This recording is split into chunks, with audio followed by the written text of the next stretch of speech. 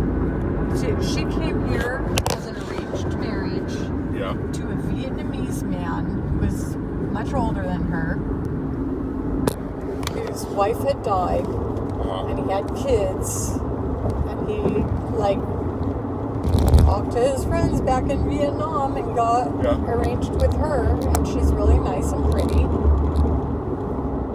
and they're happy. Yeah. Sounds good to me. Send her out, huh? Send a Vietnamese pretty girl out and see how it goes. If you can actually do that, then do it. Yeah. Well, I think that part of it was that you were supposed to go there, like... Oh, and like meet her and stuff? Meet her, yeah, and let them meet you, let her whole family meet you, and make sure that you're not an ogre. Yeah. But whatever. Oh, I don't know. Maybe I would do it. I think like you would probably have fun going to an Asian country because you like weird food. Yeah, I was thinking about going to Cambodia and like just looking around. Yeah. And seeing like maybe I could get one of those little Cambodian phone calls. Right. To come back to America. Yeah. But and I you mean, could. if you gotta connect in Vietnam, then whatever, Vietnamese. Well, so here's what kind of bothered me about her. Because she was pretty. Yeah. She's young and thin. She wasn't even 18 yet. Yep. But, the picture of her, she was holding her phone. Like, oh, she was on her phone. She had her phone in her hand. She's like wearing this long dress that like was like a church dress, you know, like a special occasion dress, a long blue dress, and she looked very like nice, like nice clothes, like nice figure. Yeah, whatever. And then her hand is down at her side, and in her hand is her phone. Yeah. Like, I was like, oh my God, even she's going to be on her phone all the time. Like, yeah, but like I always say, like, and I say this to people, like, when I meet them, like, I go to, like, the bars where you just go and meet people, right?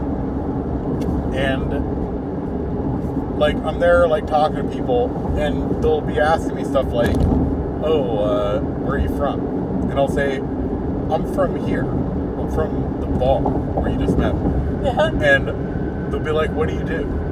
Well, what I do is I stand around at the bar and I wait for my turn on the pool table. And that's what I do. And I get one of whatever the beer is that I got that day. And I sit here and I watch this beer get warm. And I sit here with one beer all day long, waiting for a pool table. When you go to her And house, you're do the you get off first at person Rodney that I've Parham? ever talked to. Do you get off at Rodney Parham when you go to pick her up? What? Do you go off Rodney Parham when you go to pick her up? Yeah. Okay. But, like, people will see a picture of someone, and they'll be like, that is the way they are. That's the way their whole life has been. So to me, it's really funny, because how stupid it is. Because it's like, you really don't know anything about anything that a person has ever done. Right. And then they can tell you something, and it can be a complete fucking lie. Of course. And I think I've told you this story, so stop me if I did, but, like, when I was friends with Aunt Diane, and so I could go out to Colorado and see her, and I met someone on Farmers Only that said he lived in Colorado, and I swear his pictures looked like Bill Clinton. Yeah. And they were like him playing golf and him, but I was like, wow, you look just like Bill Clinton. Yeah. So we make plans because he lives in Colorado. So I'm like, okay, well, I'll go visit my sister and I'll stay with her. And then, you know, you and I can meet. So, whoa. Sorry. You see how hard it is to... Yeah. So, like, the day before, I made, like, all my plans. I made my... Yeah. Like, I took Tuesdays to get there, so I made, like, a hotel reservation halfway there. It's a 10-hour drive. And then, the day before, he sends me a text with a picture of him. It says, ta-da! And he's, like, in a haircut place with one of those little robes on. And he was 15 years older than the picture. Yeah. And 50 pounds heavier. Yeah. And he didn't look that much like Bill Clinton. Like, I actually think that was pictures of Bill Clinton. So, I'm like, I am not meeting you. But I still had all my plans. Yeah. So I went out and saw Diane. Okay. So I get back home, and I'm on Farmers Only again. And up comes someone who lives in Michigan. Yeah. And it's the pictures of Bill Clinton. And this guy saying he lives in Michigan. That's funny.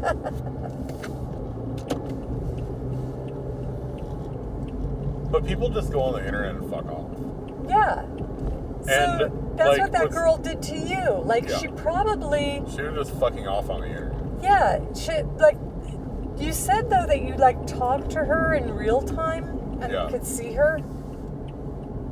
Like, did you actually see her? Yeah, we were speaking? doing, like FaceTime or something. No, like, what's that? The video chat. Yeah. But we were doing, like, a video chat. We had, like, a little ritual fucking video chat. Okay, so you know she was actually pretty. And she did actually have that voice. Okay, and she had the voice you liked. So she wasn't faking that much. Yeah. Like, she wasn't like this guy, like, faking even what he looked like. But...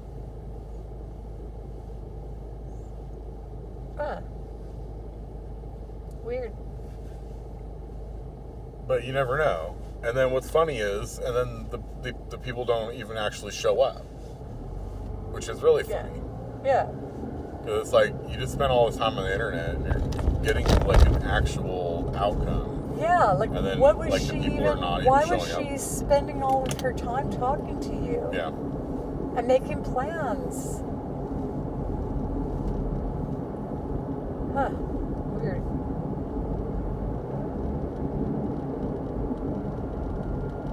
And then I was going to say, but then, like, there's that one time, like, I met Mike, my husband, on the internet. But when I think about it, we really, like, all we did was talk one time. Yeah. And then the next day, he came to meet me.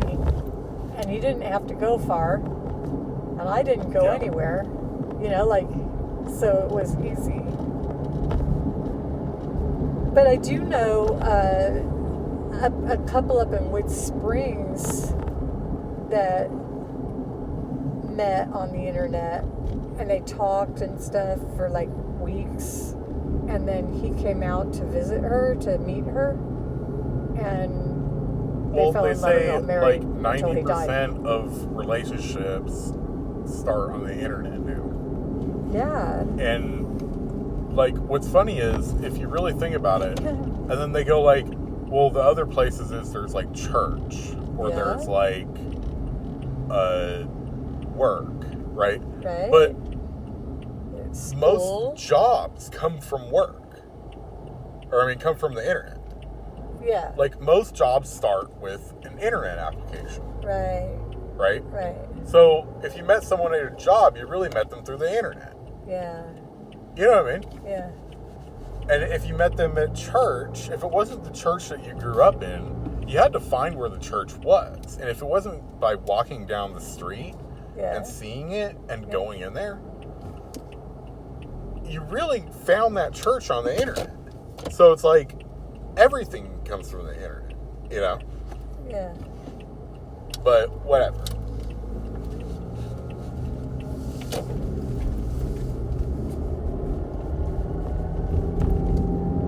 Well, yeah, that's where people get their information from.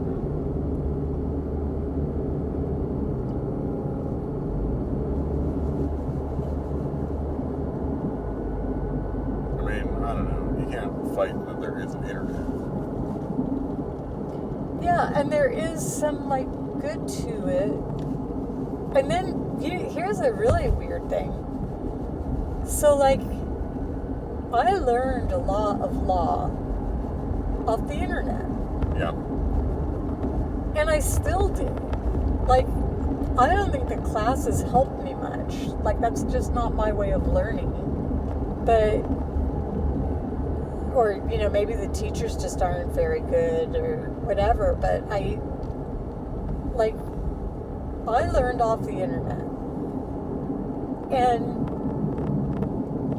there's this nice lady who works at the law library at the Supreme Court building, the same building you went to U with. But she's not the old lady that you met. She's about 55, I think. So, like, almost as old as me.